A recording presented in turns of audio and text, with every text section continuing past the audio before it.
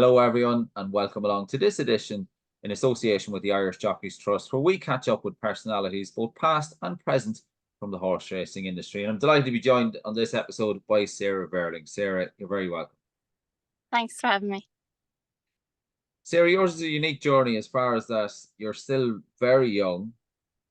From my experience of dealing with jockeys, including myself, growing up from when you're knee high, or as far back as you can remember, all you want to do is be a jockey. And then when you get to maybe your 30s or whatnot, it's like, what do I do next? I've phoned the Irish Jockeys Trust, and it's almost carnage.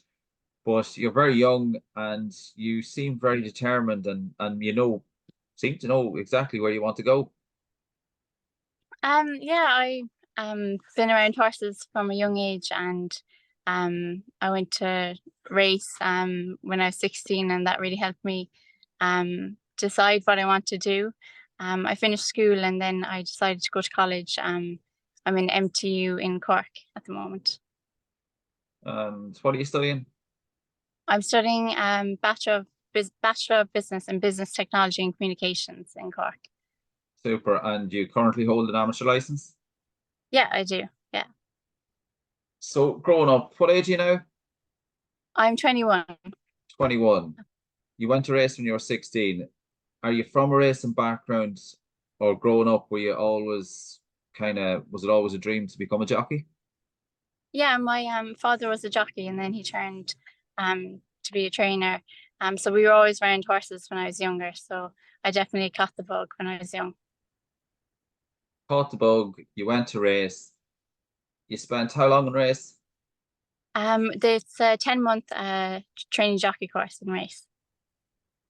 And who you got signed on to a trainer from there? Is that correct? Yeah, I got signed on in January to Johnny Murta, Wow. and I stayed for the summer, and then I went back for another 2 summers after that as well. You didn't have enough the first time round. Yeah, it was a great experience, and I learned loads there.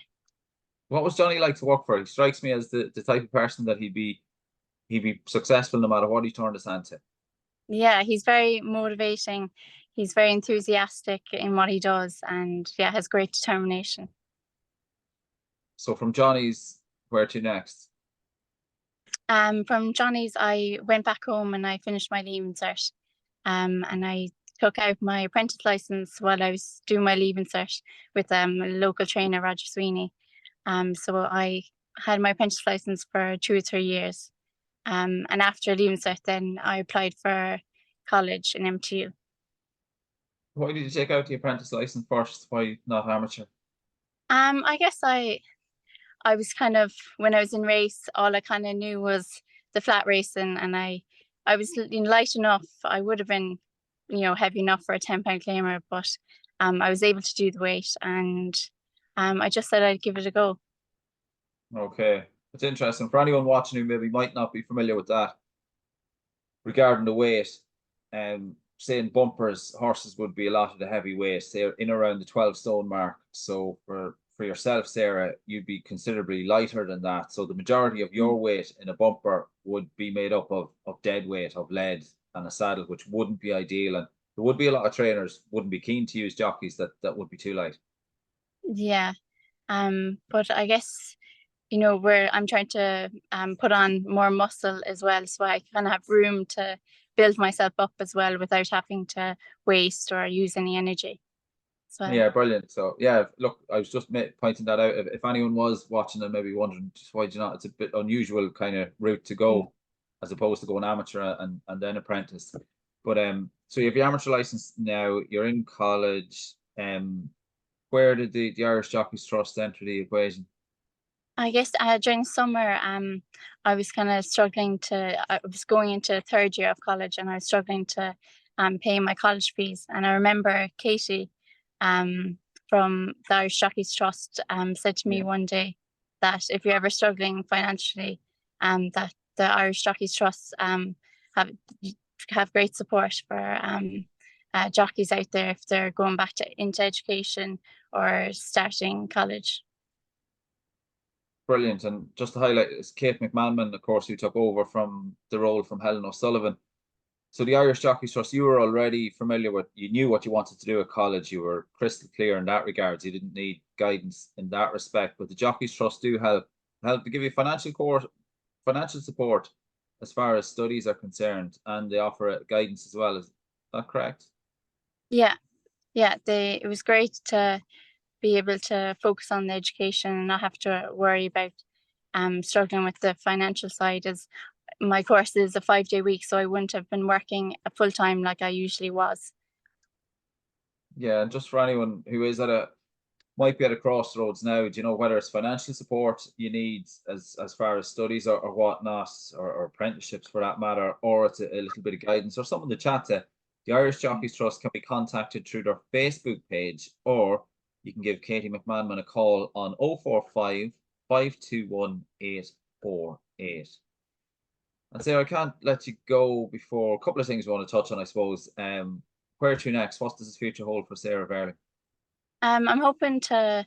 I have one more year left in my course to finish the honorary bachelor's degree, and I'm hoping then to give riding a full time go and just see how far I can go. Give it more of my time.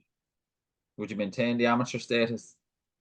Yeah, I think I would. I've had a great experience so far, and I'm looking to improve on what I've done for sure. And what about career-wise, say outside the saddle? Are you thinking maybe seeing where the amateur status might take you, or would you keep your amateur status and maybe have a real job, I suppose, going in the background, put Yeah, your I guess education to use?